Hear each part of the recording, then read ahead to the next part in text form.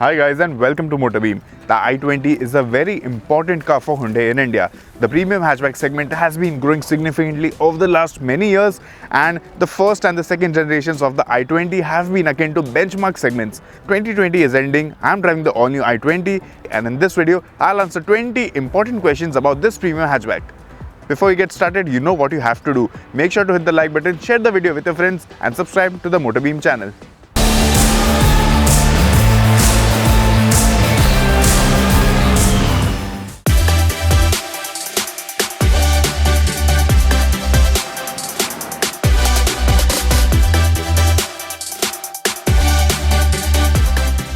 The third generation i20 is definitely a looker, especially from the front, because it looks so striking, it looks so bold, and this is the turbo variant, so it gets a full black grille along with a turbo badge over here.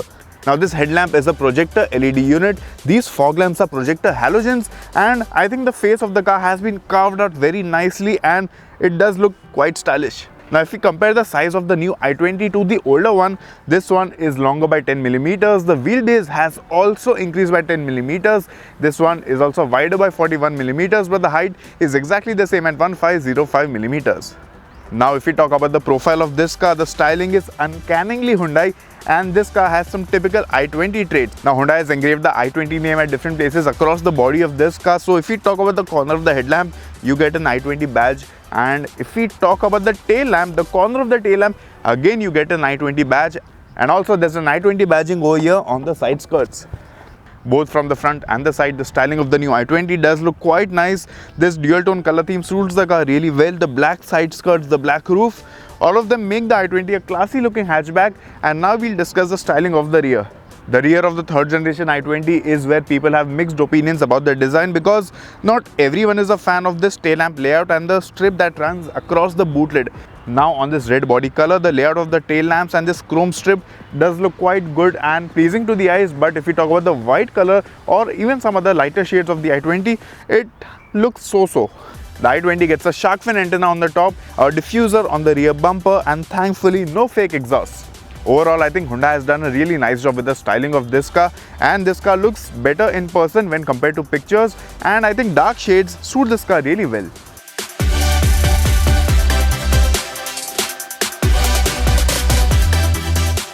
The build quality of the new Hyundai i20 does seem to be quite good, and even the fit and finish levels are impressive. Now Hyundai has increased the use of high strength steel on this car. Now the new Hyundai i20 hasn't been crash tested yet by the global NCAP or any other NCAP authority, so we'll have to wait to find out the actual safety numbers.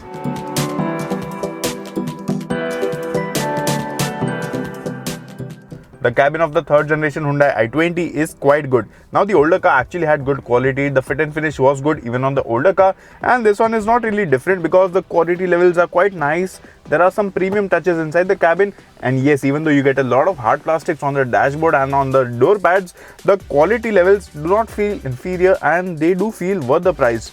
Now if we talk about the design of the dashboard, it has completely changed compared to the older model. The steering wheel is similar to the one on the Venue Sport and the Creta, and the i20 also gets a digital instrument cluster similar to the one on the Hyundai Verna. Now the cluster is very clear, it is crisp, offers a lot of information as well, but personally I do not like the anti-clockwise tachometer. You get really good outward visibility from the new i20.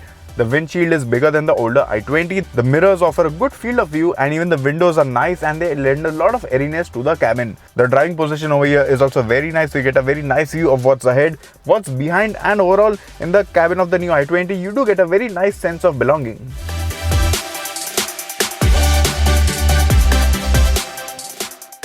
The Hyundai i20 is a very spacious car. The wheelbase has increased by 10 millimeters and it now stands at 2580 millimeters, making it 80 millimeters longer than the Hyundai Venue also. So yes, the i20 has more space than the Hyundai Venue. Now if we talk about the front seats, you get a very decent amount of under-thigh support. The side bolstering is also quite good, and you also get adjustable headrests. So sitting in these seats for a long duration also doesn't really tire you a lot. This car has more legroom and shoulder room compared to the older i20. Legroom has increased by 88 millimeters, shoulder space has increased by 40 millimeters, and the increase in the space is quite evident over here. Now I'm sitting in the rear seat, the under thigh support is decent, it could have been slightly better, and the seat itself is quite flat. Hyundai has got the backrest angle perfect, but this seat gets only 2 adjustable headrests, so there is no headrest for the center passenger. You do get an armrest, but there are no cup holders in the armrest over here. Now rear passengers get AC vents, a storage space to keep your mobile phone or your wallet, and a single USB port.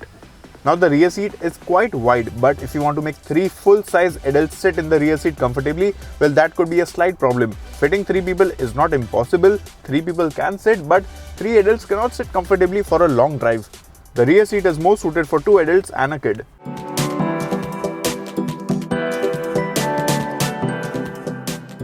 Yes, the all-new Hyundai i20 gets a long list of features.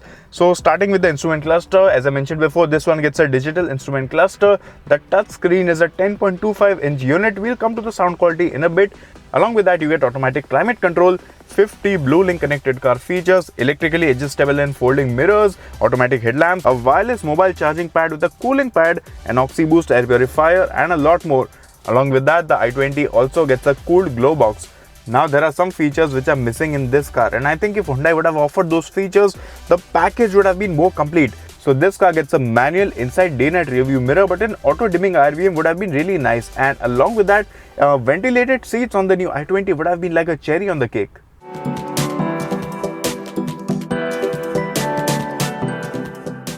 The i20 now gets a 10.25-inch infotainment system.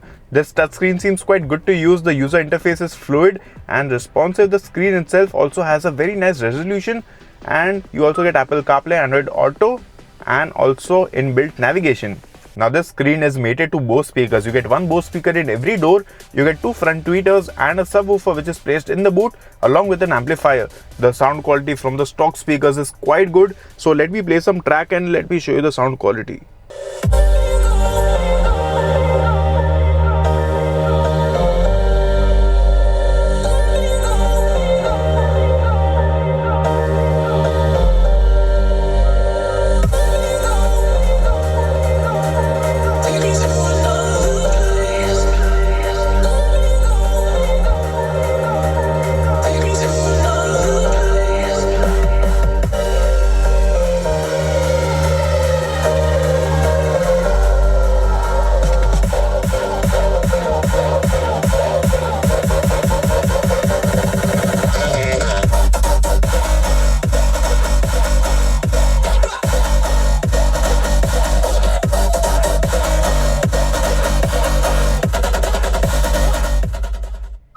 So as we saw, the sound quality from the speakers is really impressive, but what I really miss is a proper volume control knob. I really hate using these buttons for controlling the volume.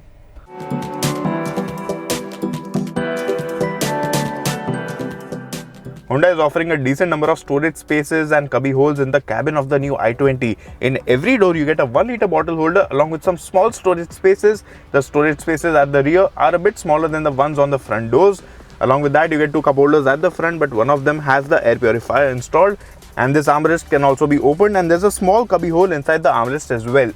The glow box has a decent size, and this one is a cooled glow box. The i20 also gets a sunglass holder right at the top.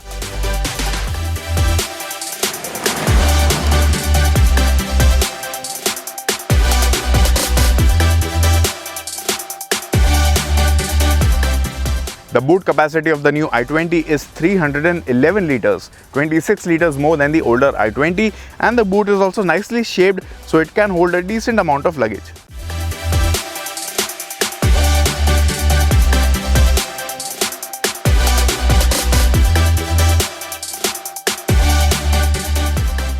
Yes, the new i20 will keep you and your family safe. The top variants of this car come with 6 airbags. You get ABS with EBD. You also get VSM, which is Vehicle Stability Management.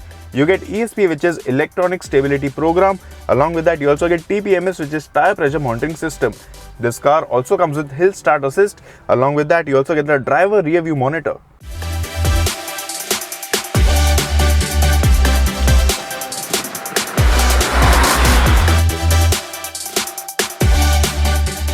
So I'm driving the i20 Turbo now. This is the first time the i20 has got a turbocharged petrol engine, and this is the same 1-liter 3-cylinder engine that is also offered on the Hyundai Venue, the Hyundai Verna and even the Kia Sonet.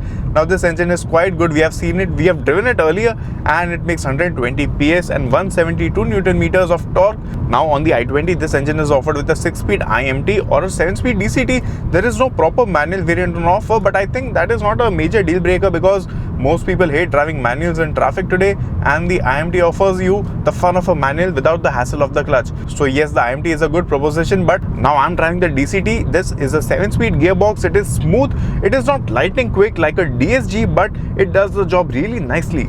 This engine itself offers a lot of fun and the acceleration is quite brisk. Now Hyundai claims a 0 to 100 time of 9.9 seconds for the turbo variant, which I think is quite good. Lower down off the mark, you do feel a slight amount of lag, but the mid-range is where this engine becomes really alive and it offers you all the punch that you could need. This turbo petrol engine starts redlining at 6,500 RPM and it is at higher RPM, so this engine gets a bit vocal, but it is not too loud or bothersome. Now being a 3-cylinder unit, the refinement isn't the best, but it is at par with the course.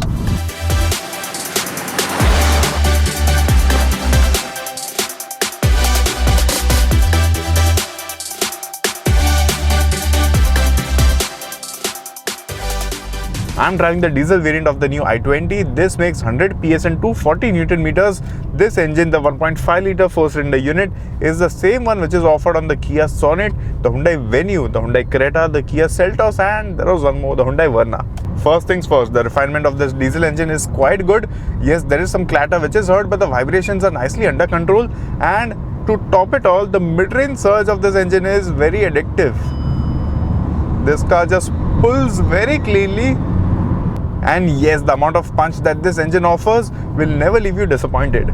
This engine starts redlining at 4,500 RPM. Now the top end punch isn't very responsive, so it is best to keep this engine running in the mid-range.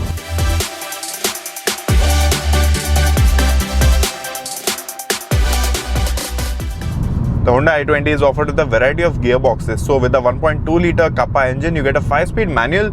With the turbo engine, you get a 6-speed IMT or a 7-speed DCT, and with the diesel engine, you get a 6-speed manual. Talking about the 7-speed DCT, I think Hyundai has calibrated this gearbox with the engine very nicely, and it complements the performance that is offered by the 1-liter turbo engine. The gearbox is quick to respond, but if you go pedal to the metal all of a sudden, it'll take a couple of seconds to downshift. Now the i20 does not get paddle shifters, but you get a manual mode. You also get a sport mode with this gearbox. The diesel engine comes mated to a 6-speed manual gearbox. There is no diesel automatic option on the i20. Now talking about this gearbox, the clutch is extremely light. The gear shifts are very nicely slotted, and the gear shifts itself are very light, not too notchy as such, and overall the gearbox is very easy to use.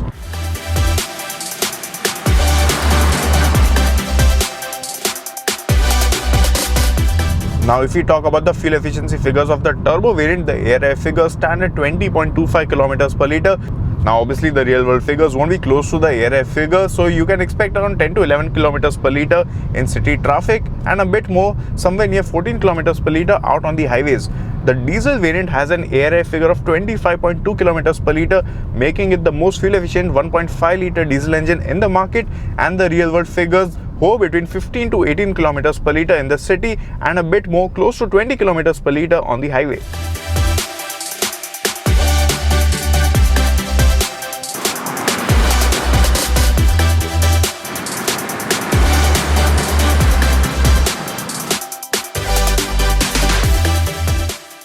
If we compare the handling of the new i20 with the older one, this one is definitely a lot improved because the steering feels so much precise than before. The body control also feels very nice and confidence inspiring. This car feels rock solid out on the highways as well as out on the twisties. It maintains its composure really well.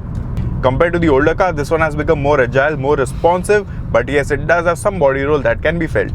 Like most of the Hyundais, the steering on this one also feels very light at city speeds, and driving the i20 is a very easy affair. Now out on the highways, the steering weighs up a bit, not as much as we would like, and the feedback leaves a lot to be desired because the steering feels quite vague, especially at the center. But most people won't really have a reason to complain because not everyone craves for a feedback-rich steering. When you're turning into corners, the steering does feel quite precise.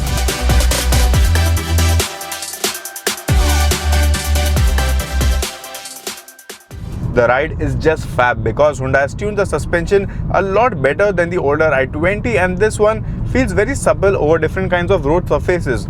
Yes, the ride has a slightly stiff edge to it, but it is very comfortable, and even when you drive fast over bad roads, the i20 maintains its composure really well. The suspension itself is quite silent, so there are no thud noises that can be heard inside the cabin.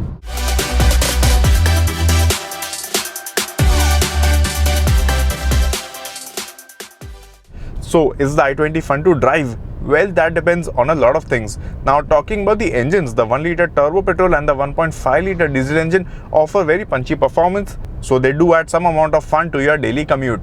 Now, talking about handling, well, the handling is much improved compared to the older i20, and the only concern over here is the fact that the steering isn't brimming with feedback. The new i20 is agile, it drives better than before, and yes, I would call it fun to drive, but not as fun to drive as, say, the Polo or the Figo. Now, the braking performance of the new i20 is decent, but the pedal bite of this turbo variant isn't very sharp initially. So initially the bite feels a bit soft and mellowed down, and only later does it start feeling sharper. Now, I found the braking performance of the diesel i20 to be similar to the turbo petrol variant, but the pedal bite is sharper on this one compared to the other car that we drove.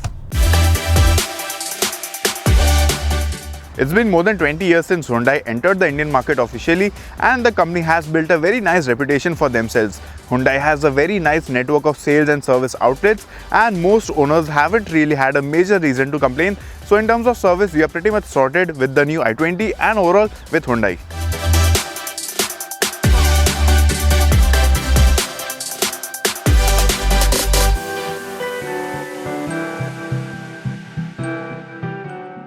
Four things that I like about the third generation Hyundai i20: the equipment list, the engines and the gearboxes, the ride comfort, and the overall fit and finish and the quality of the car.